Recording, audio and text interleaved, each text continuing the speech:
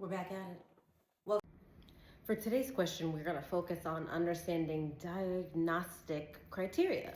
So whether that be your ability to understand the criteria to diagnose somebody or understand like criteria for certain symptoms, understanding symptomology in general. And then this question specifically is one of those kinds of questions where there are context clues where even if you don't know what it is, the question gives you some clues, and then kind of like the answer choices make it very clear of like what's happening. So we'll get into it, and hopefully we'll clear some of that stuff up. Okay.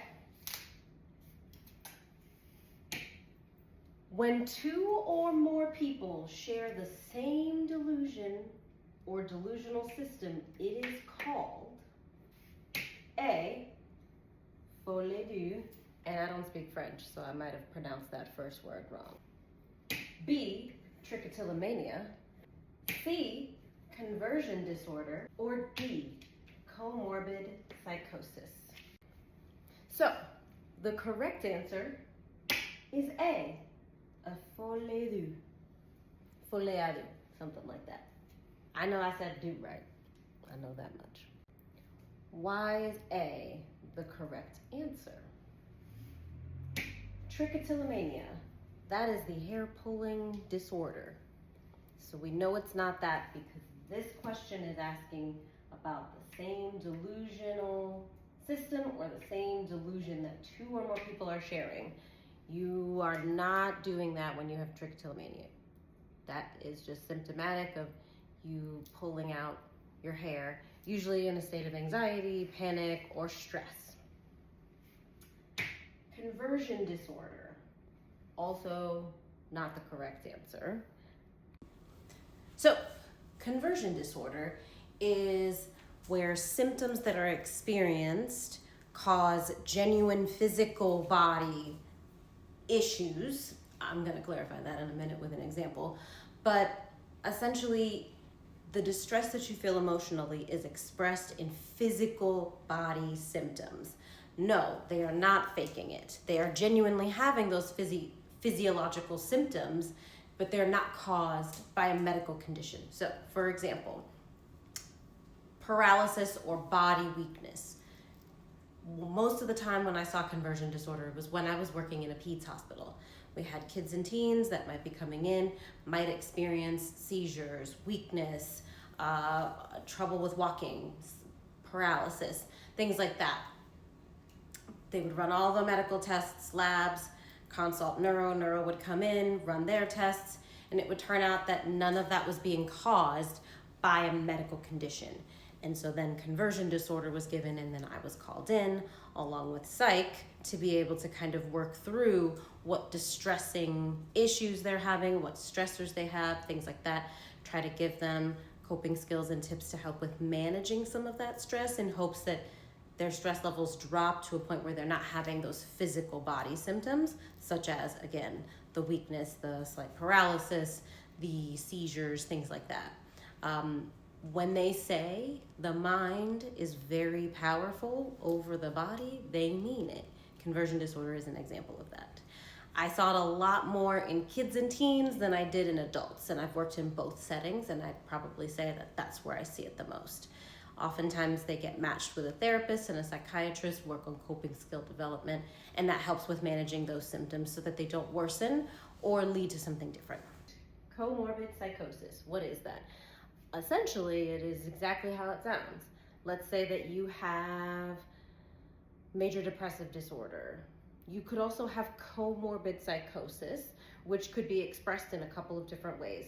It could be that you have major depressive disorder, recurrent, severe with psychotic features, or this is your first episode, and then they might say episode versus recurrent.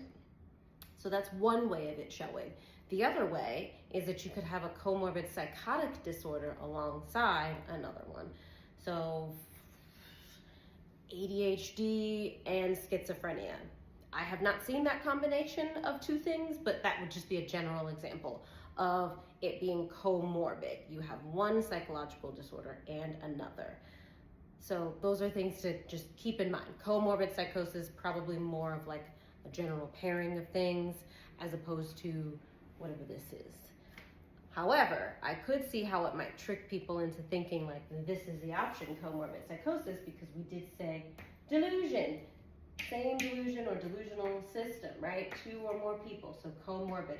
However, when we're talking about comorbid, that only responds or attaches itself in the context of one person having a comorbid condition. You can have comorbid health conditions, hypertension and type 2 diabetes, hypertension and high cholesterol, comorbid conditions. One person, comorbid condition.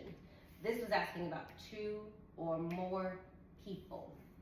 So this would not apply because that's only going to be about one person's comorbid psychosis with X disorder. So that's why D is out. We talked about conversion disorder and why it was out. We talked about B and why it was out. What is this folie? And I hope I pronounced that correctly. Again, French is not one of the 4 or so languages that I speak. So, folie à deux. What is that? So, in French, folie à deux translates directly, roughly, into madness of 2. I did Google that. I don't speak French. I did know that deux meant 2, though.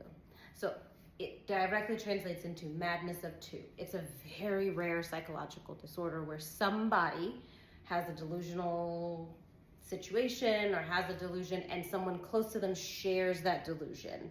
Essentially, they have what could be viewed as a shared psychotic disorder. Not the same thing as this comorbid psychosis, which again applies to uno persons, one person. When you have what's called a folie à deux, again, very rare, does not really happen very commonly, so I don't know that this is anything that you're going to see. The trick to knowing that this was potentially the answer, you'd have to know what trichotillomania is. Most people have heard of that in terms of the hair picking disorder. Conversion disorder, might not know what that is. Comorbid psychosis, but I feel like we could probably have ruled out for sure this one and probably this one. What came into play for why I'm saying we could have ruled out B and C is this said 2 or more people. So at a minimum, out, out. This and this are still in. The reason that this could still be in, again, if you don't know that comorbid would just apply to one person, you might see comorbid as 2 or more, right? Comorbid conditions, comorbid diagnosis, comorbid between mental health and substance use, right? All of those still only apply to one person at a time that you're talking about. But I could see how that might still be an answer that stays in as a potential option. The reason that A, you didn't even have to know what it actually was, and the only reason I know this is because if anybody has known how to say numbers in any of the Romance languages. Uno, dos, un, deux, right? Any of the Romance languages, the numbers are relatively similar. So if I'm seeing this, that's what kind of gave me that hint. Now, I recognize that that's probably not common knowledge. If you don't know how to speak French, why would you know what that means, right? That's probably the biggest context clue I could give, though. Outside of it being 2 or more, deux means 2 in French. That's your context clue. Outside of that, because it did say 2 or more people, and it is talking about shared the same delusion or delusional system, that would probably rule those out automatically, and then you at least have a 50-50 chance of getting it right between A and D. Because again, you'll associate the comorbid psychosis with that delusional complex here.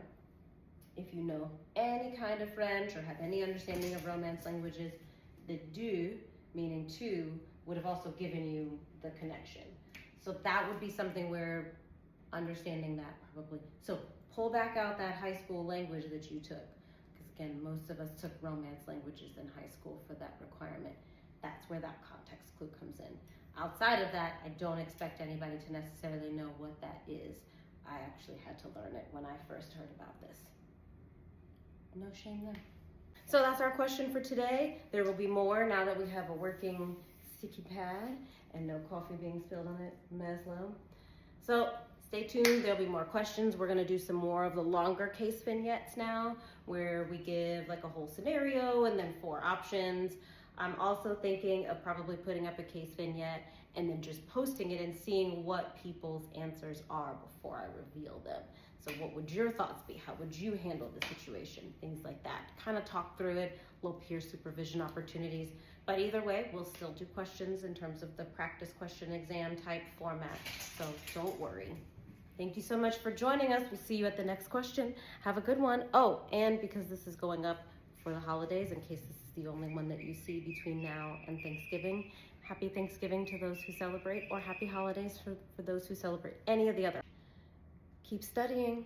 I'm off to see Wicked 2. Bye.